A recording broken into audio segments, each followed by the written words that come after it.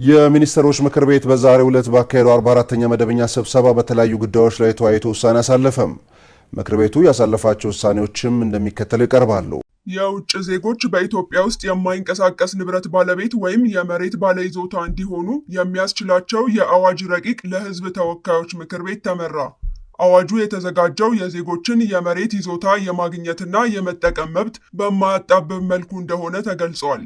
የውጭ ዜጎች ካፒታላቸውን በኢትዮጵያ ስራ ላይ እንዲያውሉ ለማበረታታት የታለመ ነው የተባለለት ይህን የህግ ረቂቅ ለፓርላማ የመራው የሚኒስትሮች ምክር ቤት ነው። ምክር ቤቱ ዛሬ ሐሙስ ሚያዝያ 23 2017 ዓ.ም ባካሄደው መደበኛ ስብሰባ የአዋጅ ረቂቁን ጨምሮ በስድስት ጉዳዮች ላይ ተወያይቶ ውሳኔ ማሳለፉን የጠቅላይ ሚኒስትር ጽሕፈት ቤት አስታውቋል። ኢትዮጵያዊ ያልሆኑ ዜጎች የመሬትና የንብረት ባለቤት እንዲሆኑ የሚያስችላቸው ህጋዊ አሰራር እንዲዘረጋ ከተደረገባቸው ምክንያቶች አንዱ ለኢትዮጵያውያን የሥራ ዕድል ለመፍጠር ትልቅ ጠቀሜታ ያለው በመሆኑ እንደሆነ ጽሕፈት ቤቱ ገልጿል። በኢትዮጵያ የሚታየውን የመኖሪያ ቤት ፍላጎትና አቅርቦት ሚዛን ለማስጠበቅ አዋጁ ጠቀሜታ እንደሚኖረውም ጽሕፈት ቤቱ አመልክቷል። የአዋጅ ረቂቁ የቤት ልማትና ተደራሽነትን ይበልጥ ለማነቃቃት የሚያስችል መሆኑም በጠቅላይ ሚኒስትር ጽሕፈት ቤት መግለጫ ላይ ተጠቅሷል።